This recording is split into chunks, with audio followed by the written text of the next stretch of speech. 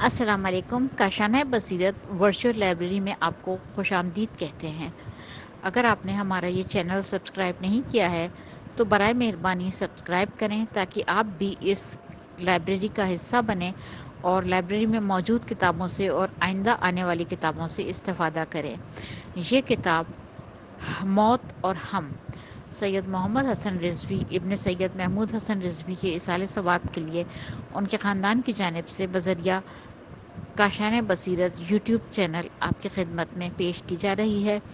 آپ سے التماس ہے کہ 3 دفعہ درود، 1 دفعہ الحمد، 3 دفعہ قل اللہ، 3 دفعہ درود پڑھ کے 4 معصومین کو ہدیہ کریں اور اس کے وسیلے سے جو ثواب ملے وہ سید محمد حسن رضوی ابن سید محمود حسن رضوی کو ہدیہ کریں. التماس سے دعا. جزاک اللہ. بسم اللہ الرحمن الرحیم. کاشانہ بصیرت کے یوٹیوب چینل پر جس کتاب کو ہم پڑھنے جا رہے ہیں اس کا نام ہے موت اور ہم. پہلے صفحے پہ لکھا ہے ہم اور موت، اور اس کے ساتھ ہی نیچے لکھا ہے فرمان علی معصومی. دوسرا پیج خالی ہے. تیسرے صفحے کے اوپر ہیڈنگ ہے موت. آئیے مل کر پڑھتے ہیں. موت ایک ایسا لفظ ہے جسے تقریباً تمام انسان بلکہ جاندار بھی پسند نہیں کرتے. جاہل لوگ موت کو فنا اور عدم سمجھ کر اس سے بھاگتے ہیں، اور با ایمان لوگ اپنے گناہوں کے نتائج کی وجہ سے اس کا سامنا نہیں کرنا چاہتے، جیسا کہ قرآن کا ارشاد ہے سورہ قاف اور آیت نمبر 19.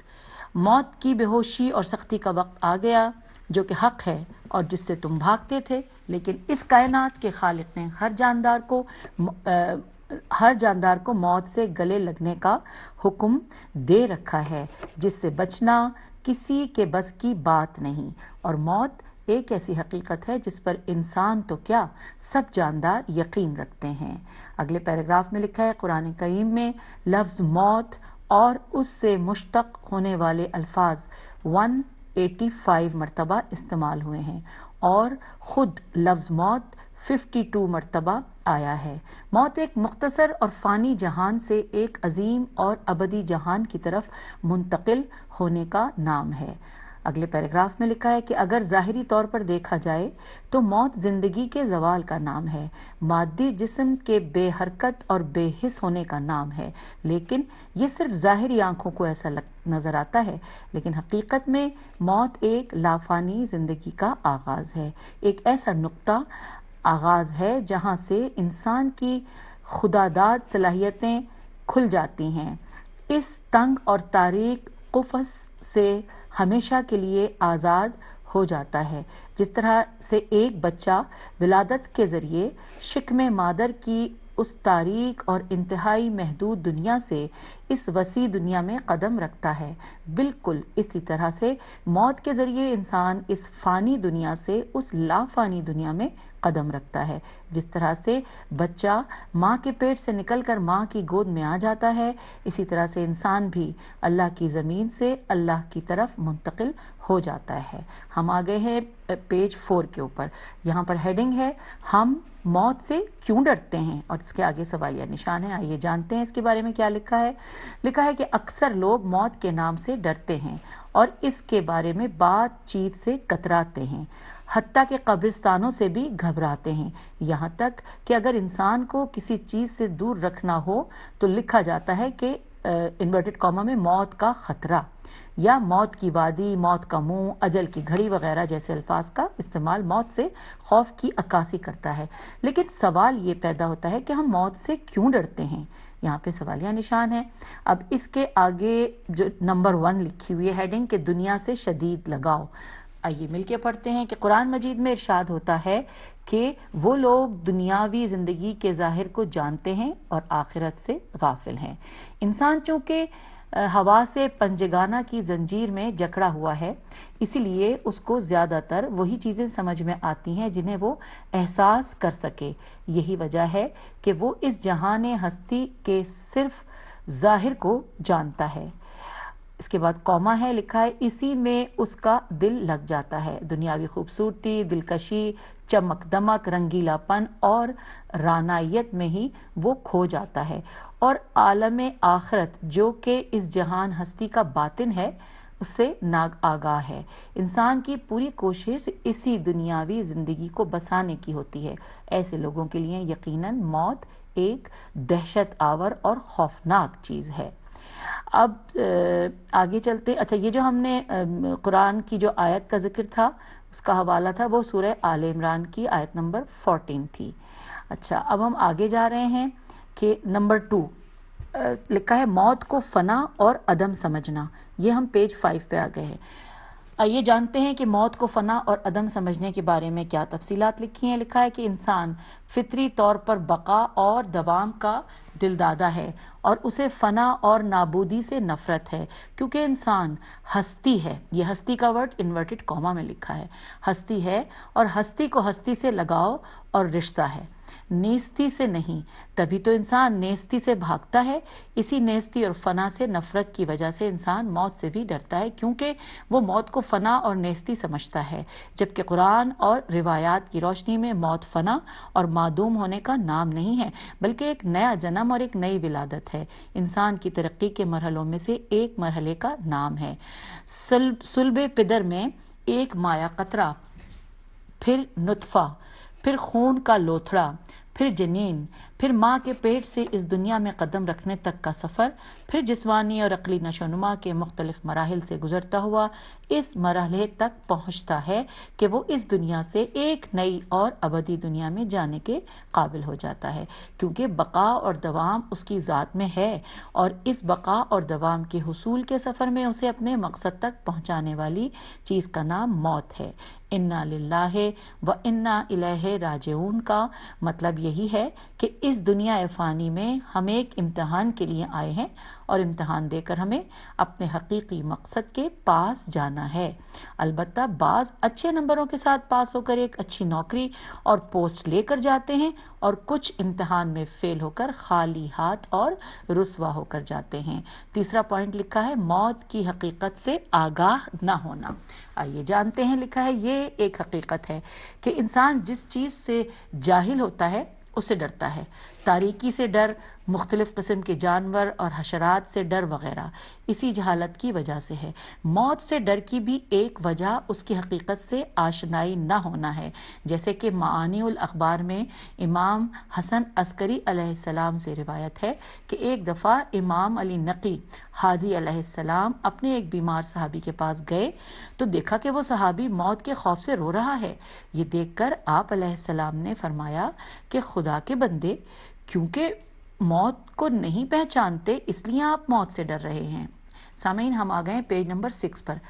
ڈر رہے ہیں، ذرا بتاؤ اگر آپ کا جسم بہت زیادہ میلا ہو اور نجاستوں اور گندگیوں میں گھرا ہوا ہو اور اس سے آپ کو بہت زیادہ تکلیف ہو رہی ہو، اور آپ کو معلوم ہو کہ غسل کرنے سے یہ ساری گندگیاں صاف ہوں گی اور تمہیں سکون ملے گا، تو کیا تم غسل کرنا پسند نہیں کرو گے؟ سوالیہ نشان۔ تو بیمار صحابی کہنے لگا کہ یا ابن رسول اللہ، میں ضرور نہا لوں گا۔ تو امام علیہ السلام نے فرمایا کہ موت وہی غسل ہے جس سے تمہارے جسم کی ساری گندگیاں مٹ جائیں گی، اور اگر آپ موت کو گلے لگاؤ گے تو ساری دنیاوی تکلیفوں اور اذیتوں سے چھٹکارا ملے گا۔ آگے لکھا ہے امام علیہ السلام کے اس کلام کے بعد اس صحابی نے مسکراتے ہوئے اور بڑے اطمینان اور سکون کے ساتھ اس دنیا سے اپنی آنکھیں ہمیشہ کے لیے بند کر دی۔ اور یہاں پر یہ جو حوالہ ہے وہ معانی الاخبار شیخ صدوق صفحہ نمبر 290 کی حدیث نمبر 9 کا ہے۔ اچھا اب ہم آگے چل رہے ہیں، چوتھا پوائنٹ ہے ہیڈنگ کہ دنیا کو آباد اور آخرت کو برباد کر دینا۔ آئیے جانتے ہیں کیا لکھا ہے کہ کچھ لوگ نہ تو موت کو فنا سمجھتے ہیں اور نہ ہی اس کے نتائج سے بے خبر ہیں، بلکہ اپنے اعمال کی فائل کو خالی دیکھتے ہیں۔ آخرت کے عذاب اور قیامت کی رسوائی انہیں موت سے ڈراتی ہے۔ ایک شخص نے امام حسن مجتبیٰ علیہ السلام سے پوچھا کہ یا امام، ہم موت سے کیوں ڈرتے ہیں؟ تو آپ نے فرمایا کہ آپ نے اپنی ساری توجہ اور محنت دنیا کو آباد کرنے میں لگا دی ہے اور آخرت کے لیے کچھ نہیں کیا ہے، اسی لیے آپ کو موت سے ڈر لگتا ہے، کیونکہ ایک آباد جگہ سے کسی خرابے کی طرف جاتے ہوئے سب کو ڈر لگتا ہے۔ اب آئیے سامعین، ہم آ گئے ہیں پیج نمبر 7 پر۔ لکھا ہے یہ تو عام انسانوں کی بات تھی کہ وہ موت سے ڈرتے ہیں، لیکن انبیاء اور ائمہ معصومین علیہم السلام کے نزدیک موت کی کیا قدر و قیمت ہے، اس کو جاننے کے لیے صرف 2 حدیثیں قارئین کی نظر کی جاتی ہیں۔ رسول خدا صلی اللہ علیہ وآلہ وسلم نے موت کے بارے میں ارشاد فرمایا کہ میرے نزدیک موت ایسے ہے جیسے شدید گرمی کے دن میں ایک ٹھنڈا گلاس پانی کا پیا جائے۔ فصاحت و بلاغت کے تاجدار امام علی علیہ السلام فرماتے ہیں کہ جس طرح ننھا بچہ ماں کے پستان سے مانوس ہوتا ہے، اس سے کہیں زیادہ علی موت سے مانوس ہے۔ اب اگلی ہیڈنگ ہے سکرات موت، سین کاف ر الف تے، سکرات موت۔ یہ ہو سکتا ہے اس میں کوئی زیر زبر پیش نہیں لگا، ہو سکتا ہے یہ سکرات پڑھا جاتا ہو، لیکن میں نے دونوں صورتوں میں آپ کے سامنے پڑھ دیا۔ لکھا ہے موت کا وقت اتنا تکلیف دہ ہوتا ہے کہ لوگ خیال کرتے ہیں کہ محتضر مست ہو گیا ہے، حالانکہ یہ مستی اور نشہ جیسی حالت جان دینے کی سختی کا نتیجہ ہے۔ دنیا سے رخصت ہونے کا خوف اور ڈر ایک طرف، اور اولاد، بیوی، مال و دولت اور دیگر دنیاوی لذتوں سے جدائی کا خوف دوسری طرف۔ انسان کا ہوش ہی باقی نہیں رکھتا، اسی لیے قرآن مجید نے اس حالت کو مستی کی حالت سے تشبیہ دی ہے۔ قرآنی آیات اور روایات معصومین علیہم السلام میں جان کنی اور سکرات موت کے بارے میں شدید الفاظ میں انسان کو وارننگ دی گئی ہے کہ اگر جو آپ کے مرحومین پر جان کنی کے دوران گزری ہے وہ آپ دیکھ سکتے تو خوف اور پریشانی میں مبتلا ہوتے اور ایک لمحے کے لیے بھی خدا کی اطاعت کو ترک نہ کرتے، حتیٰ کہ یہاں تک کہا گیا ہے کہ موت کی سختیاں اتنی زیادہ ہیں کہ انسانی عقل انہیں سمجھنے سے قاصر ہے۔ سامعین، اب ہم پیج نمبر 8 پر آ گئے ہیں۔ یہاں پر میں ہیڈنگ دیکھ رہی ہوں، لکھا ہے مومن کی جان کنی کی کیفیت۔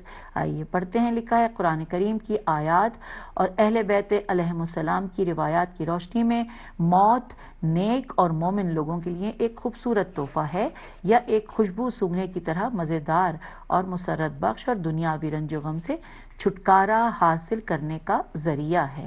امام جعفر صادق علیہ السلام سے روایت ہے کہ آپ علیہ السلام نے فرمایا کہ موت مومن کے لیے ایک بہترین خوشبو کو سونگھنے کی طرح ہے، جسے سونگھتے ہی اس کو چھینک آتی ہے اور ساری پریشانیاں اور رنج و غم سے دور ہو جاتے ہیں۔ اگلی ہیڈنگ لکھیے کہ وہ کام جسے جان کنی میں آسانی ہوتی ہے۔ آئیے جانتے ہیں۔ نمبر 1، سب سے اہم وجہ جسے جان نکلتے وقت آسانی ہوتی ہے ولایت علی ابن ابی طالب علیہ السلام اور ائمہ معصومین علیہ السلام ہے۔ پیغمبر اکرم صلی اللہ علیہ وآلہ وسلم ایک تفصیلی حدیث میں امام علی علیہ السلام سے محبت کے فائدے بتاتے ہوئے فرماتے ہیں کہ جو سکرات الموت کے جو علی علیہ السلام سے محبت رکھے، اللہ تعالیٰ اس کے لیے سکرات الموت کو آسان کر دے گا۔ اور یہ حوالہ ہے بحار الانوار، جلد نمبر 7 اور صفحہ نمبر 222 اور 133۔ پھر دوسرا پوائنٹ کہ غریب مومن کی مدد کرنا اور اسے کپڑے پہنانا۔ امام صادق علیہ السلام فرماتے ہیں کہ من کسا اخا، اس میں زیر زبر پیش سامعین کچھ نہیں لگا ہوا، لیکن یہ میں بتا رہی ہوں کہ یہ ہے حوالہ ہے اصول کافی، جلد نمبر 3، کتاب الجنائر اور صفحہ نمبر 4 اور 131۔ ترجمہ: جو کوئی اپنے بھائی کو سردیوں یا موت کے کپڑے پہنائے تو اللہ پر اس کا حق ہے۔ ہاں جی، ہاں یہ حاشیے میں لکھا ہے، ہمیں مل گیا کہ جو کوئی اپنے بھائی کو سردیوں کے کپڑے یا گرمیوں کے کپڑے پہنائے تو اللہ پر اس کا حق یہ ہے کہ اسے جنت کے کپڑے پہنائے اور سکرات موت کو اس کے لیے آسان بنا دے۔ تو یہ ہم نے یہ پڑھ لیا۔ اب تیسرا پوائنٹ ہے اور پیج نمبر 9 پہ ہم آ گئے ہیں۔ تیسرا پوائنٹ ہے کہ ماہ رجب میں روزہ رکھنا۔ رجب کے مہینے میں عبادت اور روزہ رکھنے والوں کے کیا ایک الگ شان ہے، ان کے لیے سکرات کے وقت آسانی ہوگی۔ اچھا، اس میں ہمیں حاشیے میں پڑھنے کو کہا ہے، لکھا ہے کہ یہ حوالہ ہے بحار الانوار، جلد نمبر 6 اور حصہ نمبر 39، صفحہ نمبر 167۔ چلیے جی آگے ہم پھر دیکھتے ہیں. پھر لکھا ہے اور قیامت کے دن ان کو اسپیشل ٹریٹمنٹ دی جائے گی اور یہ کہہ کر بلایا جائے گا کہ این الرجبیون، رجب والے کہاں ہیں. اور اس کا حوالہ ہے روضۃ الواعظین جلد نمبر 2 صفحہ نمبر 402. اچھا اگلی ہیڈنگ ہے جان کنی کی قسمیں. نمبر 1، وہ مومن جو گناہ گار نہیں ہوں گے بہت آسانی سے جان آفرین کے سپرد کر دیں گے.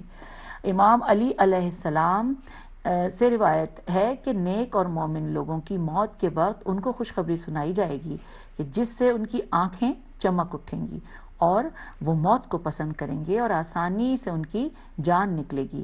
اور اس کا حوالہ ہے بحار الانوار جلد نمبر 6 صفحہ نمبر 153 حصہ نمبر 8.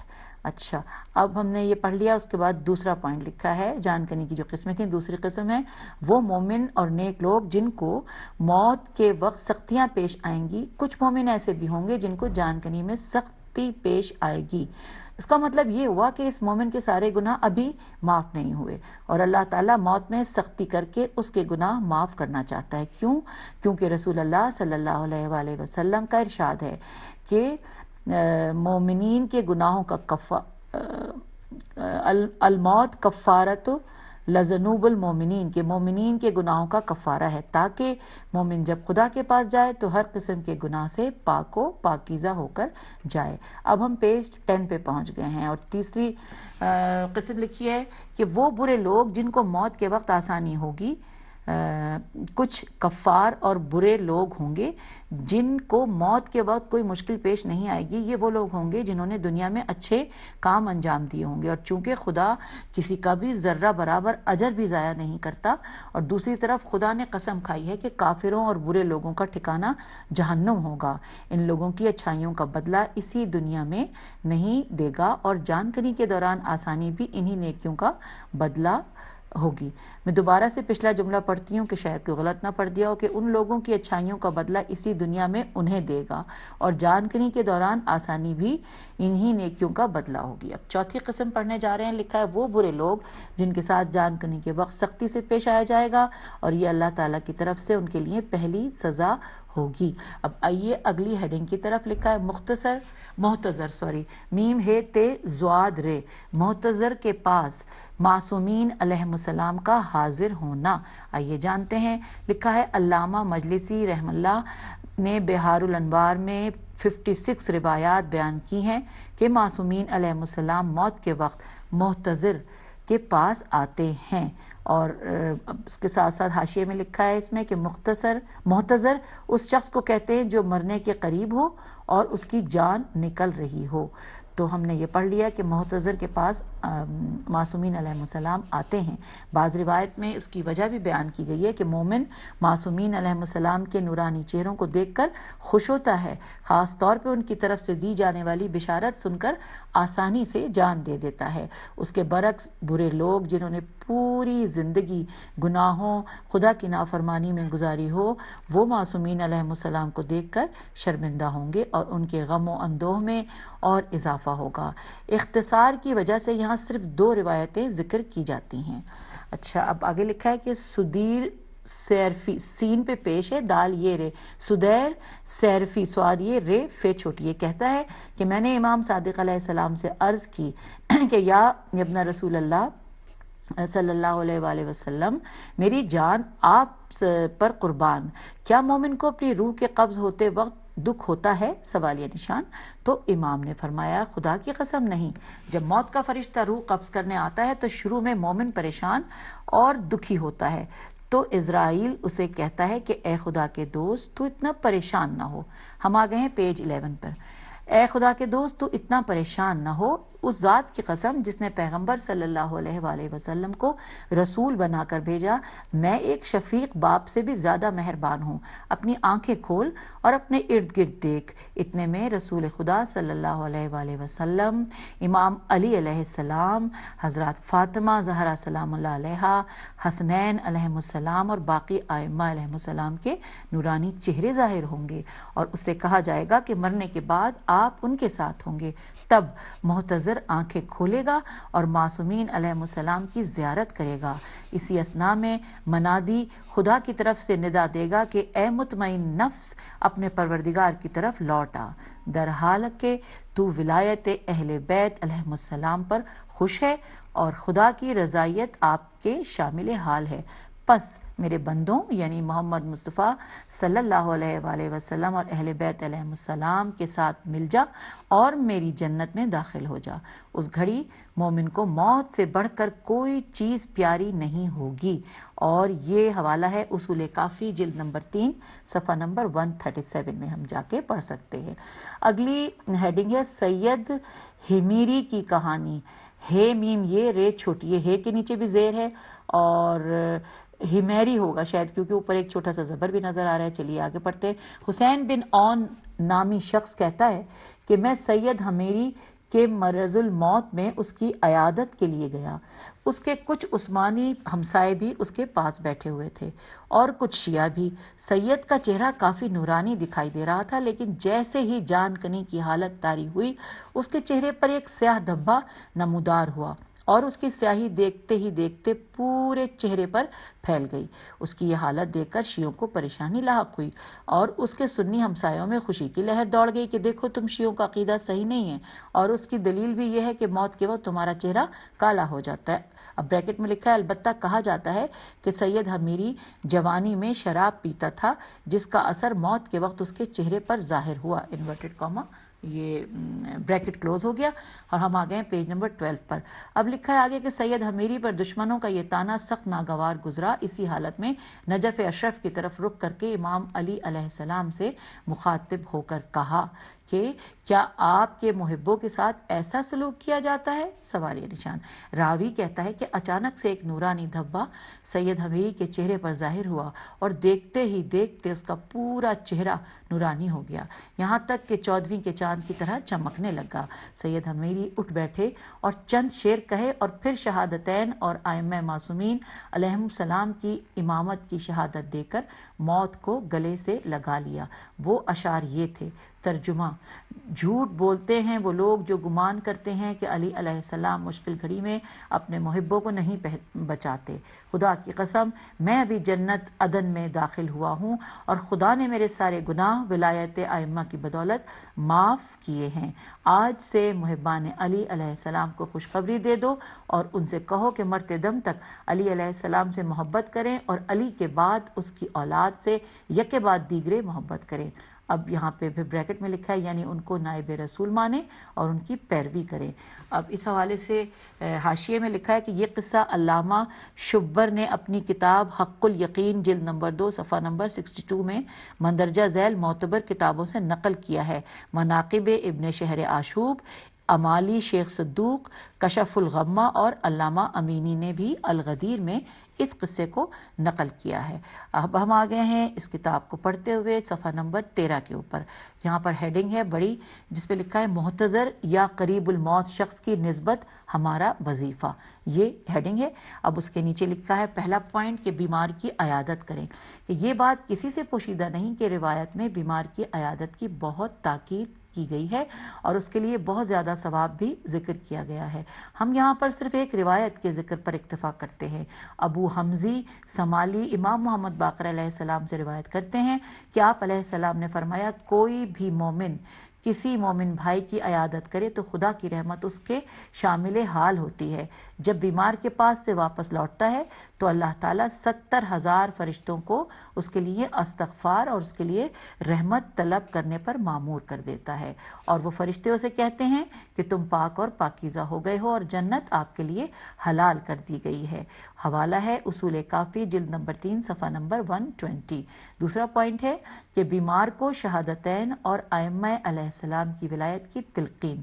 اس میں لکھا ہے کہ امام جعفر صادق علیہ السلام فرماتے ہیں کہ کسی بھی آدمی کے پاس جب موت کا وقت آتا ہے تو شیطان اپنے مددگاروں کے ساتھ اس آدمی کے پاس آتا ہے اور اس کو کفر کی طرف راغب کرتا ہے اور اس کے لیے اس کے دین میں شک و تردید پیدا کرتا ہے تاکہ کفر کی حالت میں اس کی روح اس کے بدن سے خارج ہو، لیکن مومن پر وہ غالب نہیں آ سکتا۔ لہٰذا جب آپ کسی محتضر کے پاس جائیں تو شہادتین کی تلقین ضرور کریں۔ معتبر روایات میں اور توضیح المسائل میں اس دعا کے پڑھنے کی تاکید کی گئی ہے۔ ہم آ گئے ہیں صفحہ نمبر 14 پہ، اور اس دعا کا ترجمہ ہے جو جس کی تاکید کی گئی ہے۔ آئیے مل کر ترجمہ پڑھتے ہیں کہ بار الہ میرے کثیر گناہوں کو معاف فرما اور میری قلیل سی اطاعت کو قبول کر۔ اے قلیل کو قبول کرنے والے اور کثیر سے درگزر کرنے والے، مجھ سے میری ناچیز اطاعت کو قبول کر اور میرے بہت سے زیادہ گناہوں کو معاف فرما، بے شک تو بڑا معاف کرنے والا اور درگزر کرنے والا ہے۔ خدایا مجھ پر رحم فرما کیونکہ تو بڑا رحم کرنے والا ہے۔ آگے لکھا ہے کہ بعض روایات میں کلمات فرج یعنی مندرجہ ذیل دعا کی تلقین کی تاکید کی گئی ہے، اور اس کا ترجمہ نہیں لکھا ہوا۔ لا الہ الا اللہ الحلیم الکریم، لا الہ الا اللہ العلی العظیم، سبحان اللہ رب السماوات السبع و رب الارضین السبع وما فیہن وما بینہن وما تحتہن ورب العرش العظیم والحمد للہ رب العالمین۔ تیسرا پوائنٹ ہے ماں باپ کی رضامندی، خاص طور پر ماں کا راضی ہونا۔ آئیے پڑھتے ہیں، لکھا ہے روایت پہ ہے کہ ایک شخص جان کنی کے عالم میں تھا، رسول اللہ صلی اللہ علیہ وآلہ وسلم اس کے پاس گئے اور اس کو کئی مرتبہ کلمہ شہادت پڑھوانا چاہا، لیکن وہ شخص اپنی زبان ہلا نہیں پا رہا تھا۔ تو آپ صلی اللہ علیہ وآلہ وسلم نے لوگوں سے پوچھا کہ اس کی ماں ہے؟ سوالیہ نشان۔ تو مجمع میں سے ایک خاتون نے کہا یا رسول اللہ میں اس کی ماں ہوں۔ آپ صلی اللہ علیہ وآلہ وسلم نے فرمایا کہ آپ اس سے راضی ہیں؟ سوالیہ نشان۔ اس نے کہا نہیں یا رسول اللہ میں اس سے ناراض ہوں۔ تو آپ صلی اللہ علیہ وآلہ وسلم نے فرمایا میں چاہتا ہوں کہ آپ اس سے راضی ہو جائیں۔ تو وہ خاتون رسول اللہ صلی اللہ علیہ وسلم کی خاطر اپنے بیٹے سے راضی ہو گئی۔ ماں کا راضی ہونا تھا کہ اس شخص نے آسانی سے کلمہ شہادت پڑھا۔ ہم آ گئے ہیں پیج 15 پر۔ پھر اس کے ساتھ ہی لکھا ہے کہ میت کو پیٹھ کے بل لٹانا اس طرح کہ اس کے پاؤں کے تلوے قبلے کی طرف ہوں، یعنی اگر وہ کھڑا ہو جائے تو اس کا رخ قبلے کی طرف ہو۔ اور ساتھ لکھا ہے کہ میت کو گھر کی اس جگہ پر لے جانا جہاں وہ نماز پڑھتا تھا۔ پھر ہیڈنگ ہے قرآن کریم کی تلاوت۔ اس کے بارے میں لکھا ہے کہ محتضر کے پاس قرآن کی تلاوت کی بہت تاکید کی گئی ہے، خاص طور پر سورہ یاسین، صافات، احزاب، آیت الکرسی، سورہ اعراف کی آیت نمبر 54 اور سورہ بقرہ کی آخری 3 آیات۔ محتضر کو تنہا نہ چھوڑا جائے، اور میم جیم نون بے مجنب شخص اور حائض عورتیں اس کے پاس نہ بیٹھیں، اور اس کے پاس رونے سے بھی منع کیا گیا ہے۔ تو سامعین یہاں پر اب ہم نے 15 صفحات پڑھ لیے ہیں، اور اس کے بعد پھر ہم جو ہے وہ اگلی ریکارڈنگ میں جو باقی کے صفحات رہتے ہیں وہ انشاءاللہ ہم پڑھتے ہیں۔ تو اس ریکارڈنگ میں اجازت چاہتی ہوں۔ خدا حافظ، فی امان اللہ۔